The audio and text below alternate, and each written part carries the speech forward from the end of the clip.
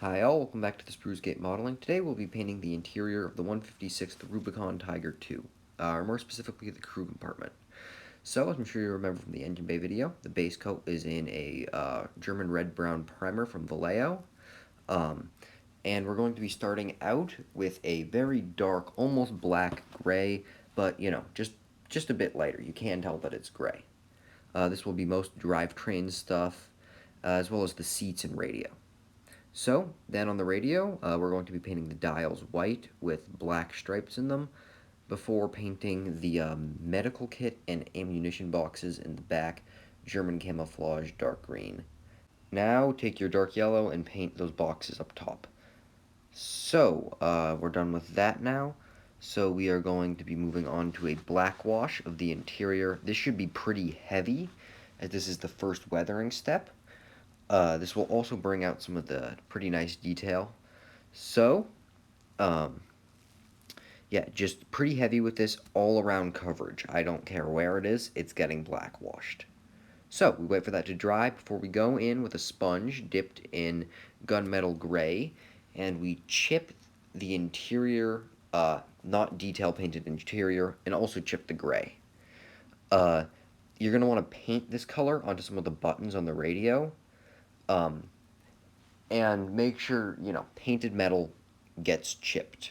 Uh, I'm sure you remember. So, now we're going to be moving on to some pigment weathering. First, we're going to be starting with a black mixed with a little bit of light blue, which is going on the drivetrain and mechanical components, uh, such as the turret turning mechanism. So, this should be pretty heavy, but not too heavy. You should still be able to see the base color through it completely. So, and now we're going to be taking a pigment of the brown variety and painting it onto the floor, and then highlighting it with a lighter brown pigment before saying that we are done with our pigmentation.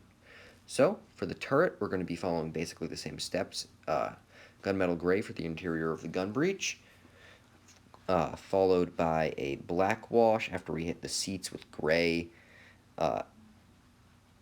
and again, heavy. This is both for detail and weathering. So this is a pretty important step. Thankfully, you don't need to be that clean with it. So, just about now, we are about done with that.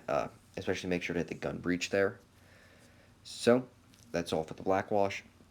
Now we are going to be starting on the shells after giving the turret some chipping.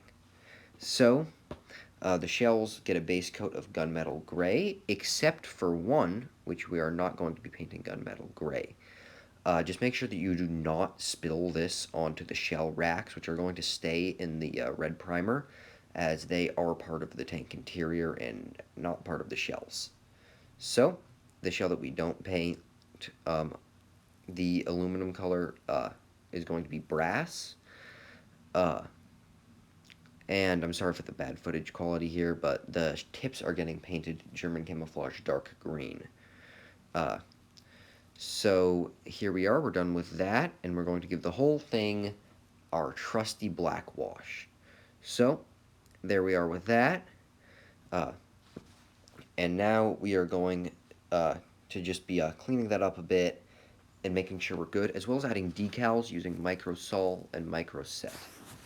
Alright, so here you can see some pictures of the completed interior. I'm quite happy with it. There are a lot of shells to paint, about, I'd say, just under a quarter of them should be brass. Here's the engine bay. That's a separate video. Look at the channel for before it. This was my first real experimentation with pigments. How does it look?